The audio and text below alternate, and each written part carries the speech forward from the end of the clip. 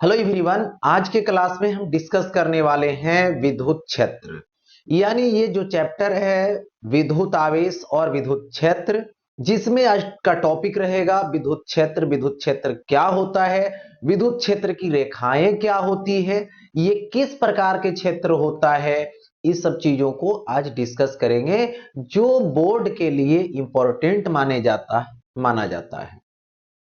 तो देखिए, इस विद्युत क्षेत्र में सबसे फर्स्ट टॉपिक आता है जिसका नेम है विद्युत क्षेत्र, यानी जिसको बोलते हैं इलेक्ट्रिक फील्ड।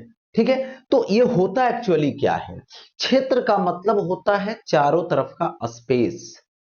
ठीक है, तो किसी भी आवेश के चारों तरफ का वह क्षेत्र जिसमें किसी अन्य आवेश को यदि टेस्ट करने के लिए लाएंगे तो वो अन्य आवेश पर आकर्षण या प्रतिकर्षण का बल लगने लगेगा, या तो वो जो लाया गया आवेश है वो एक प्रकार का बल फील करने लगेगा, महसूस करने लगेगा। तो समझना है कि वहां विद्युत क्षेत्र है। ठीक है, देखिए एक्चुअली में होता क्या है। सपोज कर लीजिए ये कोई आवेश है, ये आवेश है, विद्युत आवेश है। इसके सराउंडिंग यानी इसके चारों तरफ एक एरिया ड्रा कर, और इसके अंदर कोई भी अन्य आवेश लाते हैं। मान लेता हूं मैंने आवेश लाया इस बिंदु पर जिसका नेम है क्यू नोट, जिसको बोलते हैं टेस्ट चार्ज या तो परीक्षण आवेश। क्या बोलते हैं? टेस्ट चार्ज या तो परीक्षण आवेश। देखिए, सबसे खास बात यहां पे ये है कि ये जो परीक्षण आवेश है, ये टेस्ट चार्ज जो है इसके बारे में सोचना। ये होता क्या है यार? देखिए, टेस्ट चार्ज नाम क्यों पड़ा, परीक्षण आवेश नाम क्यों पड़ा, तो नेम से ही लगता है इसको टेस्टिंग के लिए लाया गया है। तो सबसे पहले ये तो धनात्मक होता है। हमेशा याद रखेंगे कि जो टेस्ट चार्ज होता है, जो परीक्षण आवेश होता है, वो धनात्मक होता है। कैसा होता है ये? तो पॉजिटिव होता है। एक दूसरी बात, ये बहुत बहुत छोटा होता है। ये धनात्मक होता है और कैसा होता है? तो बोलना है छोटा। ये तो यही आवेश को इसके चारों तरफ, देखो जो स्पेस था इसको कहीं भी रख सकते हैं।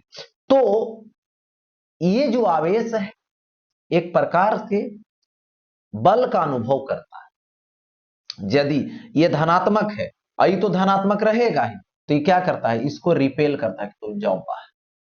ठीक है, यहां रखेंगे तो इधर भेज देगा, यहां रखेंगे तो इधर भेज देगा, इस तरीके से।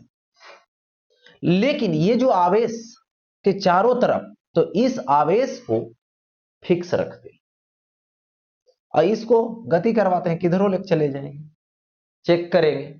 तो ये हो गया विद्युत क्षेत्र। और खास बात देखिए, ऐसा होता है, वैज्ञानिकों ने माना कि ये जो बिंदु आवेश है ये अपने चारों तरफ क्षेत्र उत्पन्न किए, लेकिन ये बड़ा आवेश है। उसी तरीके से ये जो छोटा आवेश है ये तो भी अपने चारों तरफ क्षेत्र उत्पन्न करेगा, लेकिन ये बहुत छोटा इसलिए लाया जाता है कि ऑब्जर्वेशन करना है, इस पर कोई इफेक्ट नहीं डाले।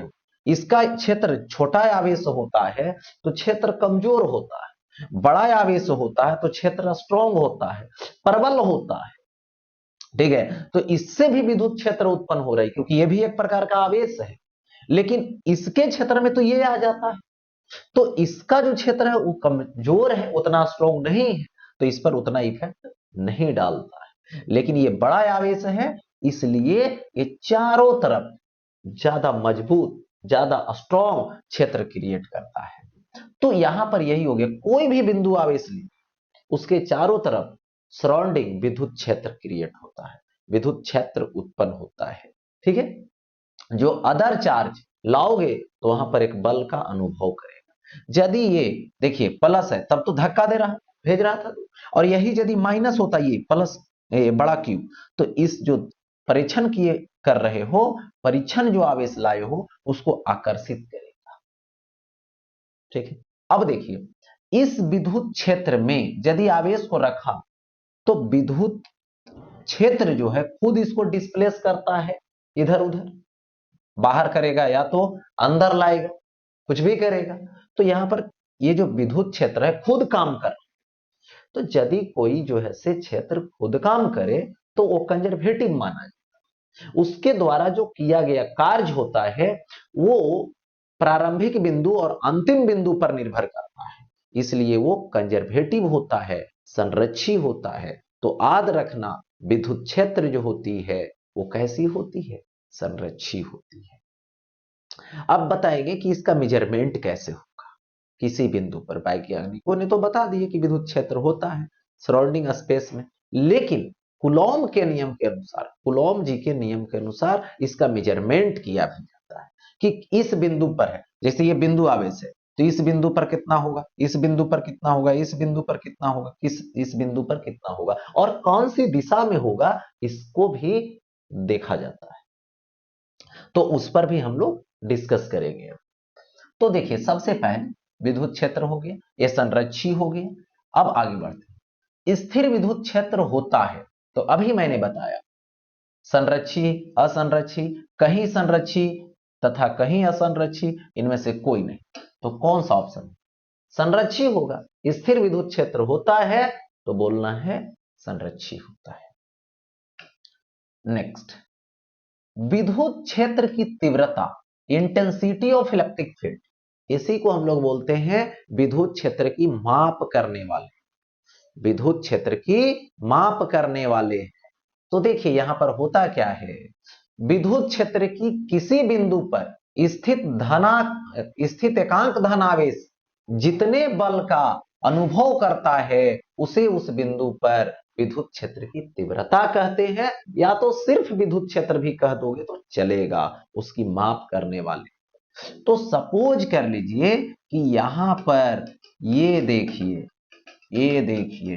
स्पेस हो गया, ये किसी आवेश के चारों तरफ का है, कोई दिया गया आवेश है उसके चारों तरफ का है।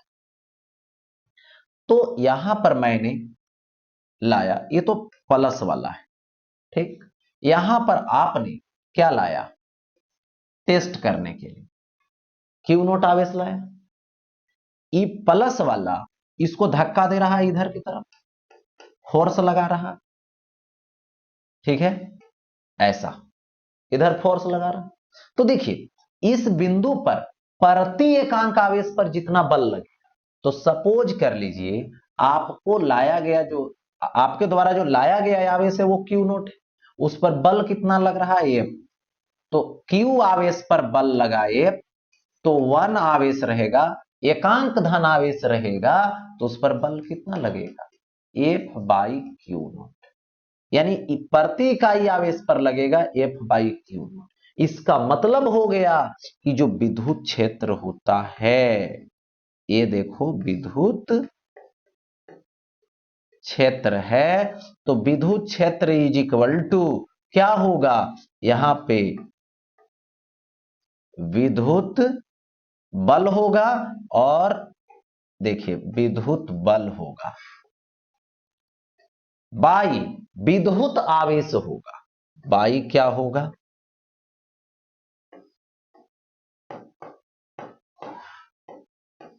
विद्युत आवेश होगा, विद्युत बल बाई विद्युत आवेश। देखिए तो यहां पर ये जो विद्युत क्षेत्र है, ये विद्युत क्षेत्र ई है, A is equal to F by विद्युत आवेश दे दी, विद्युत बल बाई विद्युत आवेश।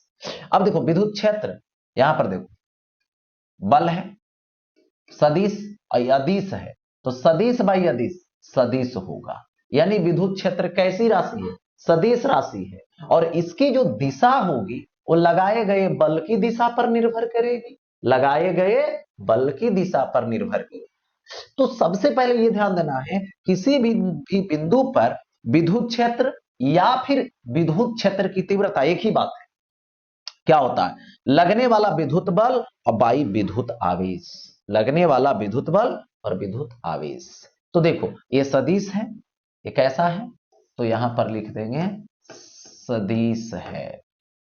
ठीक है, क्योंकि इसकी दिशा लगाए गए बल की दिशा में होती है और इसका एसआई मात्रक, एसआई मात्रक देखिए न्यूटन, फोर्स का न्यूटन, इसका क्या होगा कूलॉम, यानी न्यूटन पर कूलॉम। और एक और मात्रक पढ़ाएंगे जिसका नेम है वोल्ट पर मीटर। तो ये तो आपने देखा। अभी आपने देखा कि देखो प्लस क्यू है तो बाहर की तरफ बल लगा, ठीक है, और यही यदि विद्युत क्षेत्र मैंने लिया, सपोज कीजिए यही लिया विद्युत क्षेत्र, लेकिन ये किसके चारों तरफ का है, माइनस क्यू के चारों तरफ का है, और इसके अंदर रख दिया है आपने परीक्षण आवेश, धन आवेश, तो ये माइनस वाला उसको क्या करेगा, खींचेगा। तो अगर बल की दिशा इसी के तरफ होगी, तो इस बात से पता चला कि प्लस वाला से विद्युत क्षेत्र बाहर की तरफ होता है, माइनस वाला रहेगा तो अपने तरफ बल लगा रहा है, तो माइनस वाला में के तरफ होगा विद्युत क्षेत्र, उसके अंदर की तरफ विद्युत क्षेत्र जाएगा। ठीक है, यानी इससे बाहर की तरफ, इससे अंदर की तरफ। ठीक है, और विद्युत क्षेत्र की तीव्रता। अब देखो यहां पे थोड़ा सा इसको इरेज करूं, एक बात पक्का हो गया कि E is equal to F by Q naught, तो F इज इक्वल टू क्या होगा, क्यू नोट बाई ई होगा, क्यू नोट बाई ई हो गया। अब देखो यहां पर ऐसा मैंने दे दिया, अब इसके लिए ये जो विद्युत क्षेत्र है इसकी बीमा निकाल देता हूं, ई की बीमा, आ जाओ बीमा के पास। तो ई की बीमा लोगे तो ई की बीमा क्या हो, देखिए किसी की भी बीमा निकालने के लिए फार्मूला की आवश्यकता होती है। तो E is equal to F by Q naught, E is equal to क्या होगा, F by Q naught. F की बीमा एम एल टी पे पावर -2, ये क्या है विद्युत आवेश, विद्युत आवेश की बीमा 8T, ऊपर लेकर चले जाइए तो एम एल टी ऊपर जाएगा, -2 है एक और जा रहा है, -3 होगा, ए पर पावर +1 एक और जाएगा तो ये -1, तो ये हो गया विद्युत क्षेत्र की, है ना, बीमा, या तो विद्युत क्षेत्र की तीव्रता की बीमा। फार्मूला हो गया, सदिश है, एसआई मात्रक न्यूटन पर कूलॉम है या तो वोल्ट पर मीटर है। ये देखो बीमा हो गया एम एल टी पर पावर -3, ए पर पावर -1 हो गया। ऑब्जेक्टिव में पूछा जाता है, वस्तुनिष्ठ प्रश्न में ये सब पूछा जाता है, फार्मूला पूछेगा तो F is equal to q naught E होगा। एक चीज और मैं अब क्लियर यहां पे कर दूं कि कोई भी आवेश लोगे विद्युत क्षेत्र में तो उस पर बल की दिशा किधर हो, बल की दिशा बताना। देखिए सपोज कर लीजिए ये यहां पर विद्युत क्षेत्र है और यहां पर आप +Q आवेश रखें, तो इस पर बल F क्षेत्र की दिशा में लगे, किधर लगेगा, क्षेत्र की दिशा। इसका मतलब है कि क्षेत्र इधर है, क्षेत्र दूर जाता है, किससे दूर जाता है, तो प्लस से, प्लस वाले से दूर जाता है, बताए थे, और माइनस वाले के अंदर जाता है, तो इधर हो गया माइनस, इधर हो गया प्लस, ऐसा। या तो ये क्षेत्र ये प्लस वाला के कारण होगा तो बाहर की तरफ ही प्लस वाला देगा, माइनस वाला के कारण मान लो होगा तो माइनस वाला उसके अंदर तरफ, और यहां पर तुम रख दो तो किधर जाएगा, ये क्षेत्र की दिशा में, क्योंकि प्लस वाला धक्का दे रहा है, माइनस वाला खींच रहा है। आद रहे, इसलिए यहां पर आद रखनी है कि विद्युत क्षेत्र में यदि कोई धन आवेश रखते हो तो उस पर विद्युत बल क्षेत्र की दिशा में लगता है, धन आवेश पर विद्युत बल क्षेत्र की दिशा। और यही यदि विद्युत क्षेत्र है और ये माइनस है, यहां पर विद्युत आवेश माइनस रखे हो तो इस पर विद्युत बल क्षेत्र के विपरीत दिशा में लगेगा, किधर लगेगा, विद्युत क्षेत्र की दिशा के विपरीत दिशा में, माइनस पर क्षेत्र के विपरीत, प्लस पर क्षेत्र की दिशा में। और विद्युत आवेश होगा कितना, तो F is equal to Q E होगा, F is equal to Q E होगा।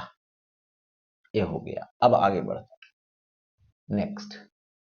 अब देखो विद्युत क्षेत्र की रेखाएं जिसको बोलते हैं लाइंस ऑफ इलेक्ट्रिक फील्ड, ये होता क्या है इसको डिस्कस करते हैं।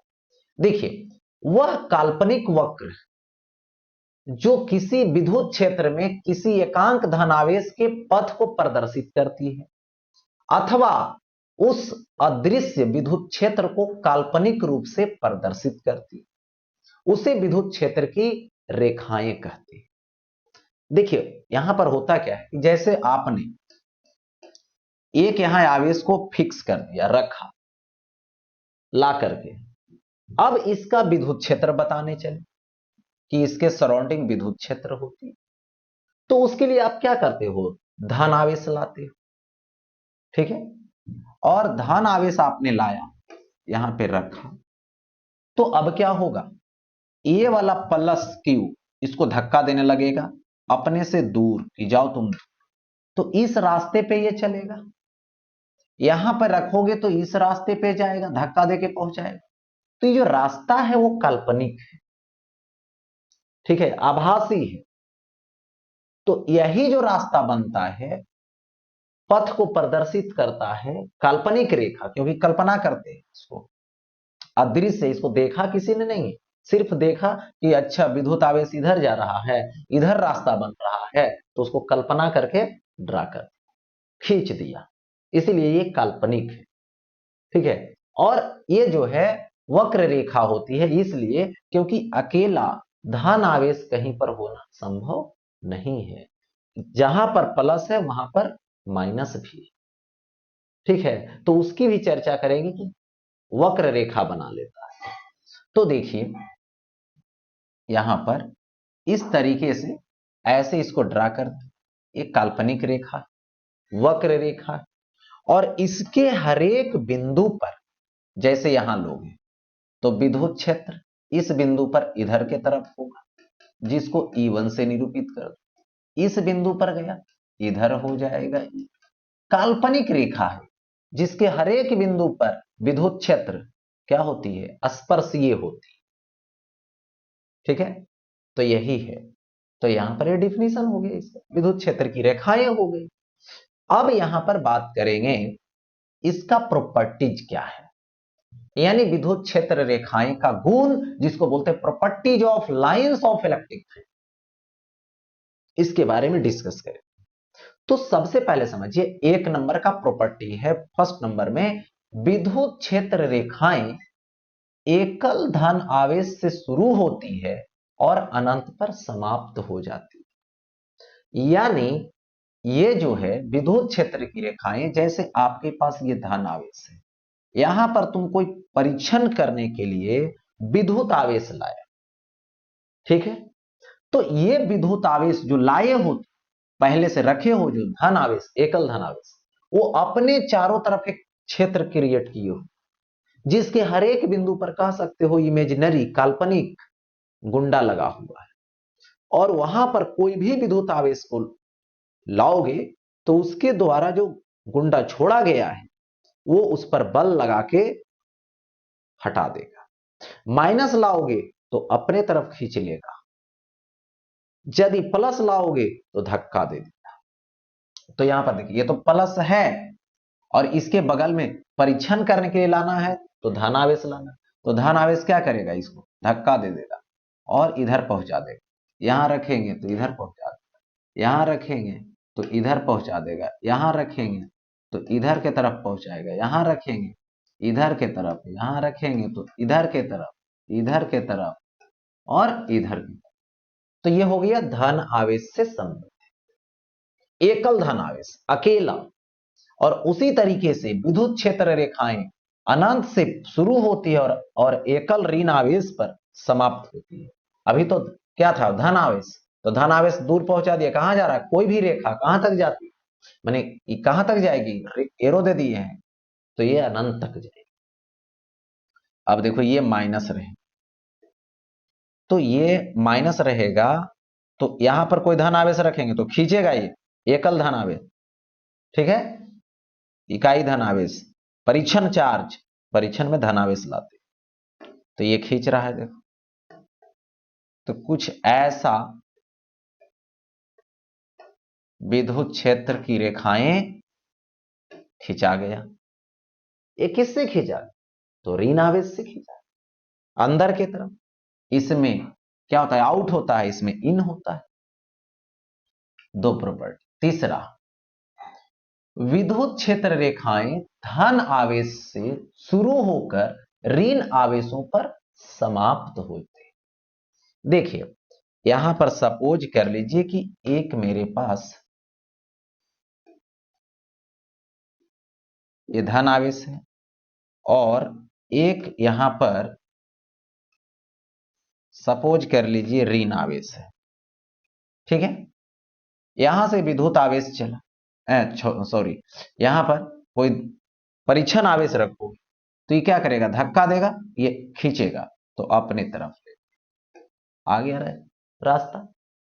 इधर रखोगे तो ये धक्का दिया, यहां पर रखा तो धक्का दिया, लेकिन ये अपने तरफ खींचा तो इधर जाने से रोकेगा, माने मोड़ देगा, तो मोड़ दिया, रास्ता ऐसे बन जाएगा।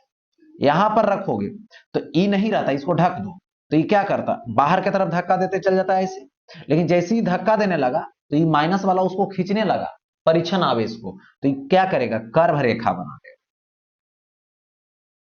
ऐसे, ठीक है।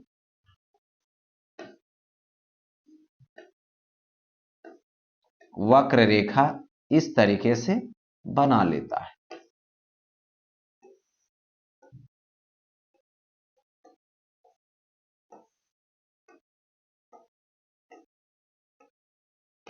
देखो, हो गया। तो ये हो गया धन आवेश और ये क्या हो गया? यहां पे ऋण आवेश हो। तो अब देखिए, यहां पे विद्युत क्षेत्र रेखाएं का ये क्या हो गया? गुण हो गया, ठीक है। आगे बढ़ता हूं, नेक्स्ट। विद्युत क्षेत्र रेखाएं का आगे गुण है कि क्षेत्र रेखाएं आवेश की सतह के लंबवत होती है। सतह जो होता है आवेश का, उसके हमेशा लंबवत होता है। सपोज कर लीजिए कि ये देखो, ये कोई प्लेट है और इसको धन आवेश से आवेशित कर चुके हैं। तो क्या होता है? यहां देखिए, ये बाहर जाएगा, सतह के लंबवत जाएगा, ये सतह के लंबवत जाएगा।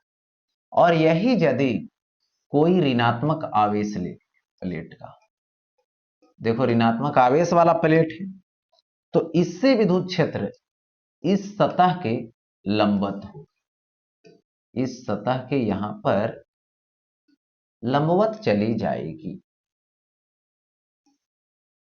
हो गया ऐसा? तो ये हो गया लंबवत की बात, ठीक है। अब देखो, ये सॉरी, यहां पर माइनस है ना, तो इन करेगा, इसमें अंदर जाएगा, लंबवत आएगी और इससे लंबवत जाएगी, तो इनवर्ट, ये हो गया आउटवर्ट। अब देखो, इसी तरीके से यदि कोई स्फेरिकल है धन आवेश, तो इससे बाहर निकले तो सतह के लंबवत, सतह यहां पे एक छोटा सा पार्ट काटेंगे ऐसे, तो इसका रेडियस ही जाएगा जो लंबवत जाएगा, यानी रेडियली आउटवर्ड, त्रिज्यिक दिशा में हो। सतह के लंबवत जाना है तो त्रिज्या के दिशा में जाएगी। किधर जाएगी? त्रिज्या के दिशा में जाएगी। प्लस रहेगा और माइनस रहेगा तो अंदर आएगा, वो भी त्रिज्या के अनुसार, ठीक है। ये हो गया इसकी प्रॉपर्टी। आगे बढ़ते हैं, देखिए विद्युत क्षेत्र रेखाएं का गुण में 5वां नंबर पर है, विद्युत क्षेत्र की रेखाएं कभी भी एक दूसरे को नहीं काटती। याद रहे, एक दूसरे को नहीं काटती है। देखिए क्यों नहीं काटती है, जिसका रीजन बताओ। विद्युत क्षेत्र रेखाएं कभी भी एक दूसरे को नहीं काटती क्योंकि यदि ये काट देगी, जैसे ये काट ऐसे सपोज कीजिए, तो एक बिंदु यहां पर है, इसका टेंजेंट इधर, इसका टेंजेंट इधर, तो एक क्षेत्र इधर हो गया और एक क्षेत्र इधर हो। एक ही बिंदु पर जब काटती है तो एक ही बिंदु पर दो क्षेत्र की दिशा प्राप्त होने लगती है, जो कि संभव नहीं है। तो बोलना है विद्युत क्षेत्र की रेखाएं कभी भी एक दूसरे को कभी नहीं काटती, क्योंकि यदि ऐसा होगा तो एक ही बिंदु पर दो विद्युत क्षेत्र की दिशा मिलेगी, जो संभव नहीं है। एक ही आदमी को कहो कि दो रास्ता पे जाओ, इधर भी जाओ, देखो यहां पर एक आदमी है, बोलो इधर भी जाओ और इधर भी जाओ, तो वो आदमी या तो इधर जाएगा या तो इधर जाएगा, एक ही दिशा में जाएगा। या नहीं तो क्या पढ़े हो, यदि यहां पर कोई वस्तु रखे हो, एक बल इधर लगा देते हो, एक बल इधर लगा देते हो, एक बल कहता है इधर चलो, एक भी बल कहता है इधर चलो, लेकिन वो आदमी क्या करता है, दोनों की दिशा में नहीं करता है। एक निश्चित तौर पे देखोगे तो एक परिणामी बना लेता है, और ना तो इसके तरफ जाएगा ना तो इसके तरफ चला जाए। ठीक है, ऐसा करके देख सकते हो। तो ये हुआ यहां पर परिणामी की दिशा में चल जाता है, लेकिन एक ही दिशा में जाएगा, दो दिशा में कर जाएगा, नहीं तो उसकी स्थिति डैमेज हो जाएगी, वो बर्बाद हो जाएगी। देखो तो ये हो गया। तो इसीलिए देखिए होता क्या है, ये काटती नहीं। अब देखो जैसे देखो सपोज कर लो ये यहां पे प्लस आवेश है और एक यहां पर और प्लस आवेश है। देखिए होगा क्या,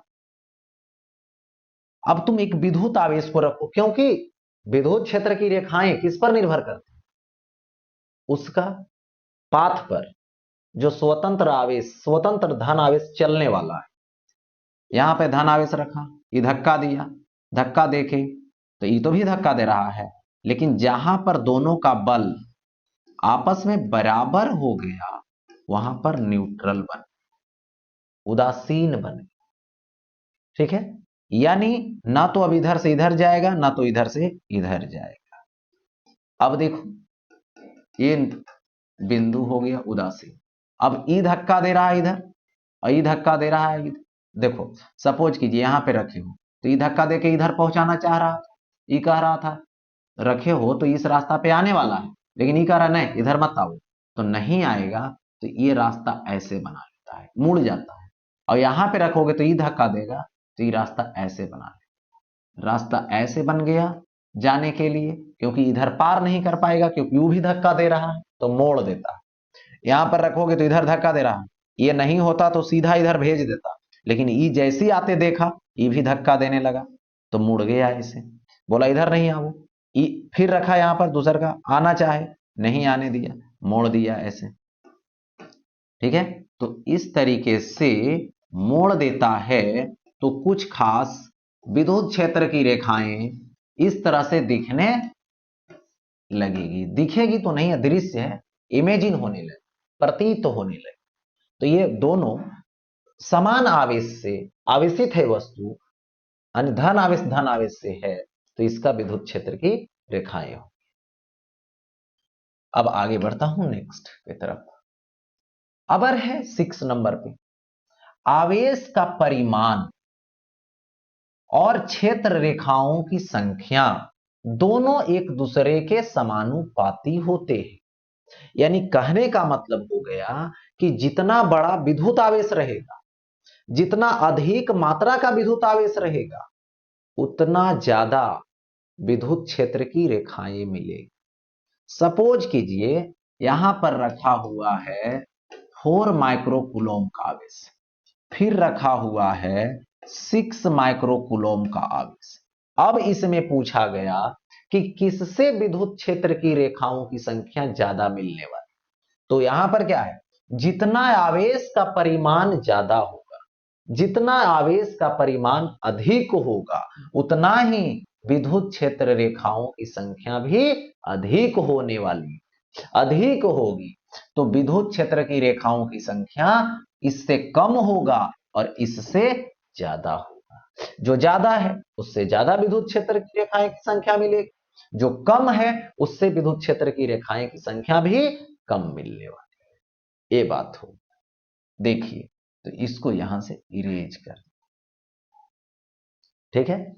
अब देखो तो यहां पर आवेश के परिमाण का सीधा समानुपाती, यानी विद्युत क्षेत्र की संख्या मान लो n है, भैरिज विद्युत आवेश का परिमाण, परिमाण ले लिए Q, तो ये हो गया डायरेक्टली प्रोपोर्शनल, सीधा समानुपाती। अब देखो n1 by n2 is equal to Q1 का मोड बाई Q2 का मोड लेंगे, तो ये हो गया अनुपात, यानी n1 by n2 is equal to Q1 by Q2। अब देखिए चित्र में सत्य विकल्प को चुने, यानी सही विकल्प को चुने। देखो ये Q1 आवेश है, ये Q2 आवेश है। अब रिलेशन क्या है, तो इसके परिमाण का, Q1 का परिमाण Q2 के परिमाण के इक्वल है क्या? Q1 का परिमाण क्या छोटा है Q2 के परिमाण का?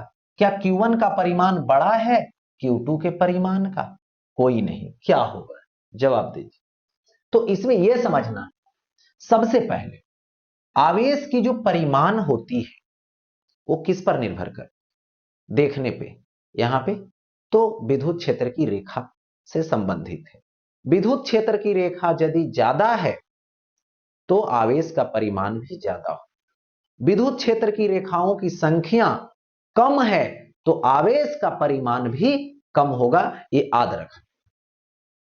तो अब दोनों में कंपेयर कीजिए, यहां पर विद्युत क्षेत्र की रेखाएं की संख्या किस में ज्यादा, तो Q1 में है, तो Q1 में ज्यादा है, तो Q1 का परिमाण Q2 के परिमाण से ज्यादा होगा, यानी ऑप्शन देखा जाए तो कौन सा होगा, सी होगा, Q1 का परिमाण Q2 के परिमाण से ज्यादा होगा। ठीक है, एक बात। अब देखो यहां पे यदि पूछता कि प्रकृति बताइए Q1 की कैसी प्रकृति, ये तो परिमाण तो मोड लगा दिए, उसको नेचर से कोई मतलब नहीं रहा, लेकिन इससे विद्युत क्षेत्र निकल रही है तो इसका प्रकृति कैसा है, तो धनात्मक। बताए थे कि जो धनात्मक होता है उससे विद्युत क्षेत्र की रेखाएं बाहर निकलती है, और जो ऋणात्मक होता है उससे विद्युत क्षेत्र की रेखाएं, उसमें विद्युत क्षेत्र की रेखाएं इन करती है, अंदर जाती, ये बात समझ। तो यहां पर ये क्या हो गया, यहां पर हो गया ये विद्युत क्षेत्र अंदर जा रहा है, मतलब ऋणात्मक, तो Q1 धनात्मक Q2 ऋणात्मक। आगे बढ़ता हूं, विद्युत क्षेत्र का परिमाण क्षेत्र की संख्याएं, क्षेत्र की रेखाएं की संख्या घनत्व के समानुपाती होता है, यानी विद्युत क्षेत्र का जो परिमाण है वो विद्युत रेखाएं की जो संख्या घनत्व होगी उसका समानुपाती होता है। मतलब जहां पे देखना कि रेखा घनत्व ज्यादा है, अधिक है, वहां पर विद्युत क्षेत्र का परिमाण भी अधिक, और जहां पर क्षेत्र की संख्या घनत्व कम होगी वहां पर परिमाण भी कम होगा। ठीक, तो इस तरीके से यहां पर देखा जाए,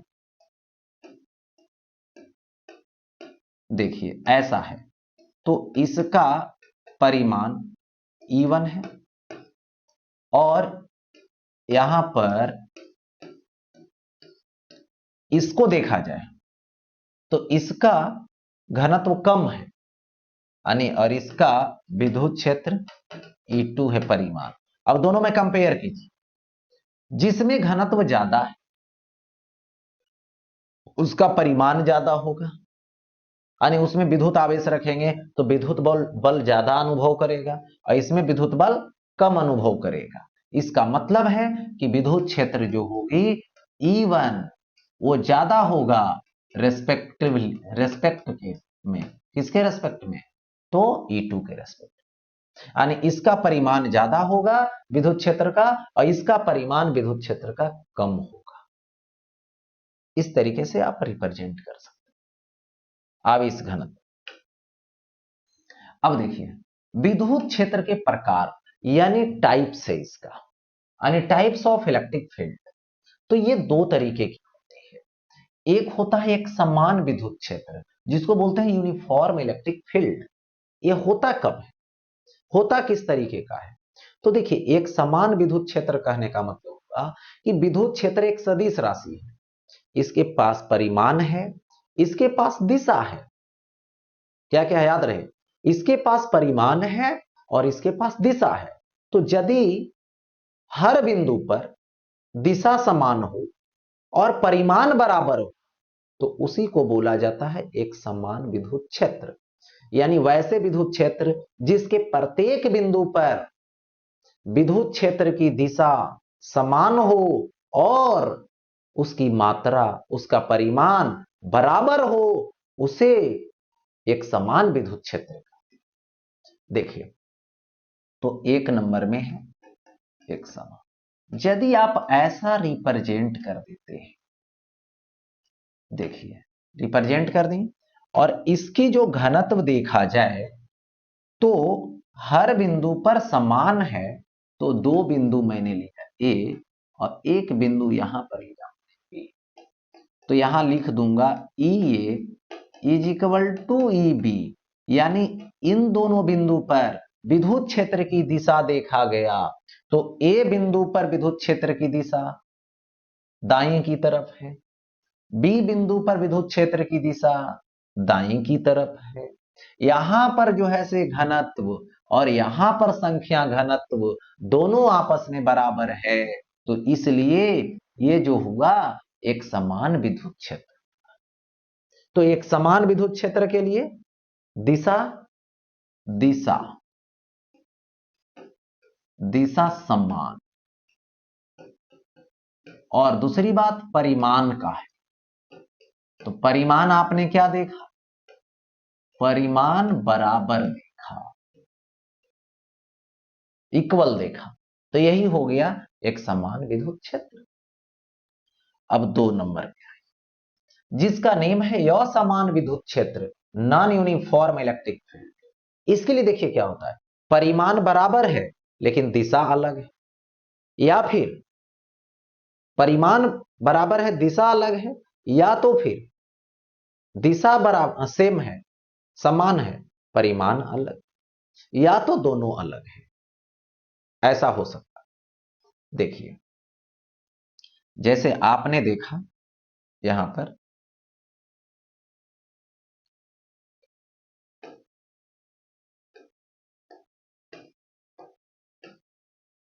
ये देखो, यहां पर ए एक बिंदु देखो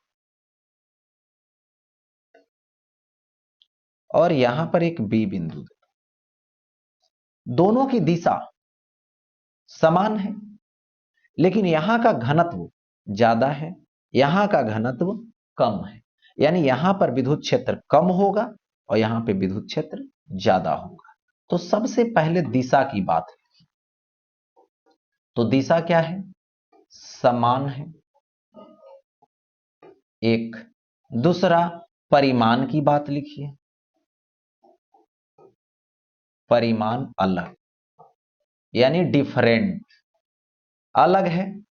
इसका मतलब हुआ कि ए पर परिमाण ज्यादा है, ज्यादा हुआ, और बी का परिमाण कम हुआ, क्योंकि यहां पर ज्यादा लोग दिख रहा है तो ज्यादा बल लगेगा, यानी ज्यादा क्षेत्र की संख्या है, और यहां पर कम लोग हैं कम बल लगाएगा, यानी कम क्षेत्र की मात्रा हो गया। इसका मतलब हुआ ये क्या है, नॉन यूनिफॉर्म में जाएगा, यहां कुछ और बोलेंगे यहां पर कुछ और बोलेंगे। दिशा तो समान है लेकिन परिमाण अलग है।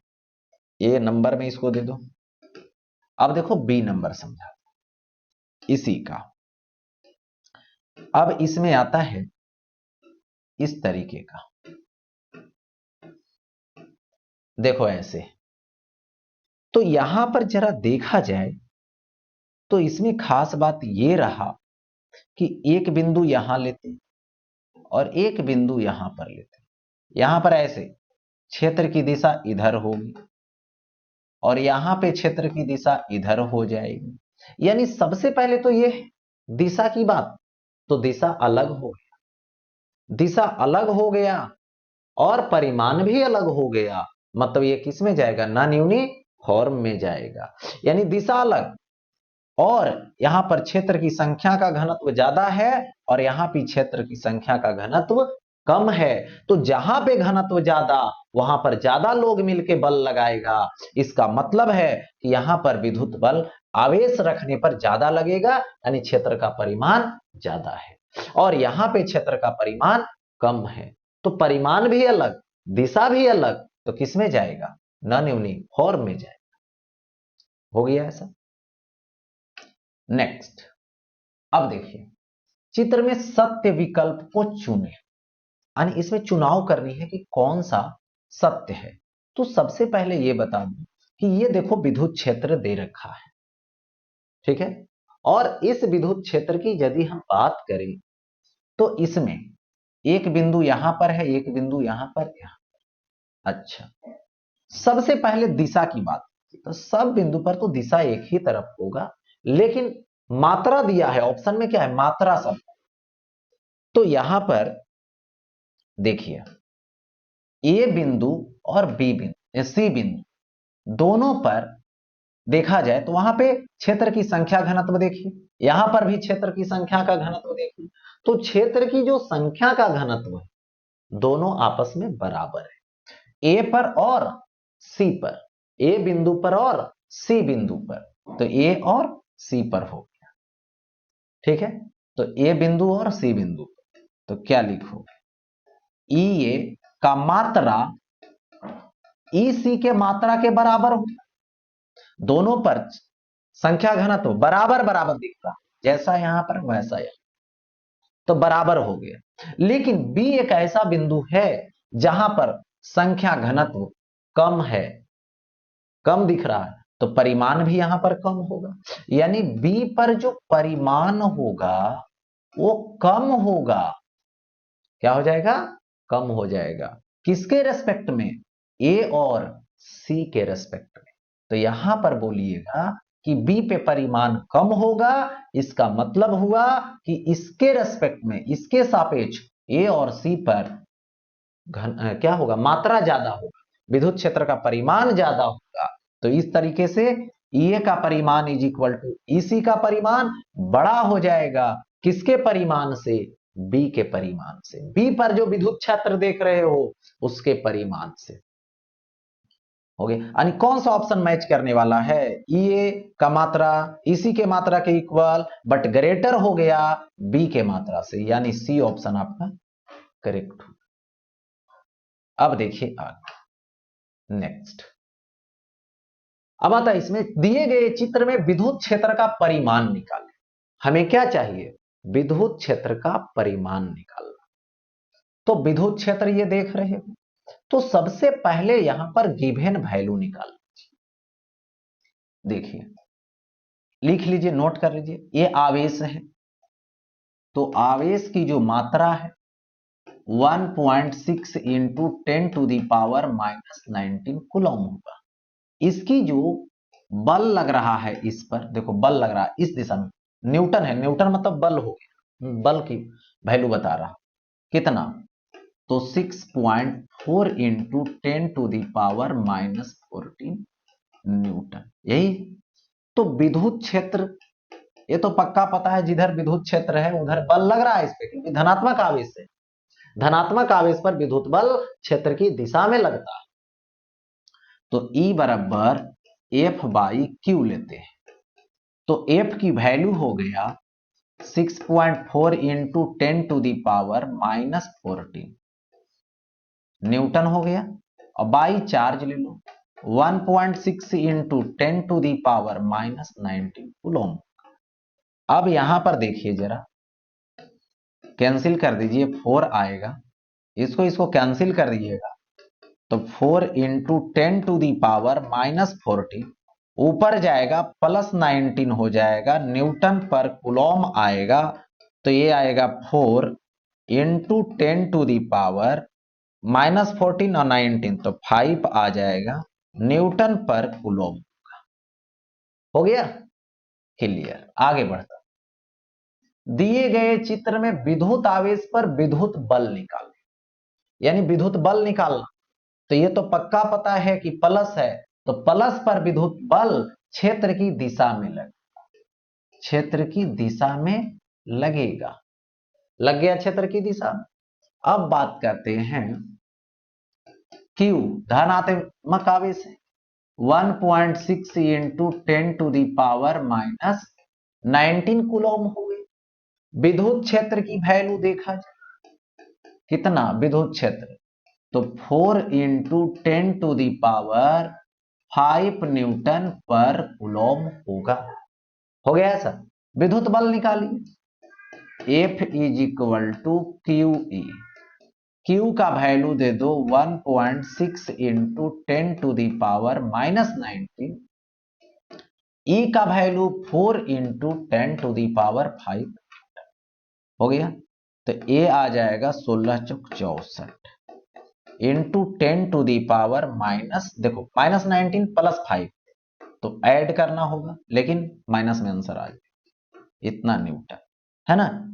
विद्युत क्षेत्र के अनुदिश लगेगा, इसको ऐसे लिख दो और लिख दो विद्युत क्षेत्र के अनुदिश, क्योंकि धनात्मक है। विद्युत क्षेत्र के अनुदिश यानी विद्युत क्षेत्र के दिशा में। हो गया। नेक्स्ट, अब आगे बढ़ते, दिए गए चित्र में विद्युत आवेश का त्वरण निकालें। देखिए, त्वरण किस पर निर्भर करता है, उसके पर लगने वाले बल और उसके द्रव्यमान पर निर्भर करता है। तो यहां पे खास बात ये रखनी है कि विद्युत आवेश है कि तो +2 माइक्रो कूलम, यानी +2 माइक्रो मतलब 10⁻⁻6 कूलम। अब देखो इसका जो द्रव्यमान है वो कितना है, m है, द्रव्यमान m है। m कितना है, तो 10⁻⁻5 kg। अब देखो विद्युत क्षेत्र कितना है, यहां पर विद्युत क्षेत्र है 12 न्यूटन पर कूलम है। हो गया। अब देखो विद्युत बल इस पर निकालो, धनात्मक है तो क्षेत्र की दिशा में, ऋणात्मक रहता तो क्षेत्र के विपरीत दिशा। तो F इज इक्वल टू क्या आएगा, QE आएगा, F is equal to QE हो गया। अब देखो QE दे दिए, तो यहां से त्वरण बराबर फोर्स बाई मास, फोर्स का वैल्यू QE, बल का वैल्यू F का value QE by M। A is equal to Q का वैल्यू 2 इंटू 10⁻⁻6 इंटू E का वैल्यू दे दो 12 बाई मास का वैल्यू दे दो 10⁻⁻5। हो गया। तो ये क्या आएगा, 12 इंटू 2 तो 24 और 10⁻⁻6 और 10⁻+5, तो यहां पे आएगा 24 इंटू 10⁻⁻1, जिसको लिखोगे 2.4 मीटर पर सेकेंड स्क्वायर, क्योंकि -1 है पावर, नीचे आ जाएगा वो। ठीक है, तो ये हो गया इतना 2.4 मीटर पर सेकेंड स्क्वायर त्वरण निकाल। आगे देखिए, इलेक्ट्रॉन और प्रोटॉन को समान विद्युत क्षेत्र में छोड़ा जाता है, तो इनके त्वरण का अनुपात निकालें। देखिए, पहले कौन है, इलेक्ट्रॉन है, दूसरी बार कौन है, प्रोटॉन है। एक ही विद्युत क्षेत्र में, समान विद्युत क्षेत्र में, तो एक ही विद्युत क्षेत्र, यानी देखिए ये विद्युत क्षेत्र है जो E है, यहां पर इलेक्ट्रॉन रख दिए, तो इस पर बल तो इधर लगेगा, इसका द्रव्यमान Me होगा, इलेक्ट्रॉन होगा, और यही विद्युत क्षेत्र में प्रोटॉन लेना है +E, इसका मास Mp।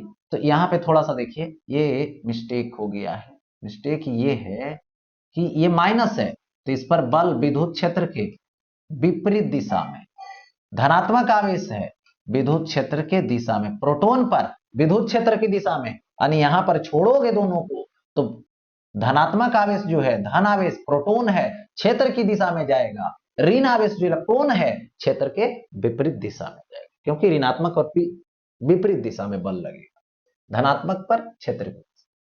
लेकिन विद्युत बल का फॉर्मूला होता है Q ई। तो यहां पर यदि इलेक्ट्रॉन का निकालोगे तो E इंटू ई, तो इसकी त्वरण ए ई, तो इलेक्ट्रॉन का फोर्स बाई इलेक्ट्रॉन का मास, यानी E into E by M E दोगे।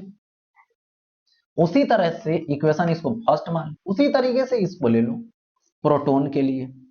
तो प्रोटॉन पर जो फोर्स लग रहा है विद्युत बल Q इंटू ई, तो इसका भी तो आवेश उतना ही होता है लेकिन प्लस होता है बस। इसका त्वरण ले लो तो त्वरण होगा एपी, जो फोर्स बाई मास लेंगे, यानी विद्युत बल E इंटू ई और द्रव्यमान mp, इक्वेशन सेकेंड हो जाए।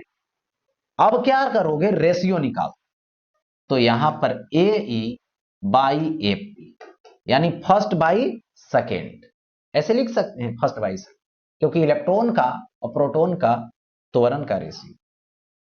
पहले इलेक्ट्रॉन रखो तो E by M E by M P. देखिए ये दोनों कट जाएगा, एमपी ऊपर चला जाएगा और एमई नीचे आ जाएगा।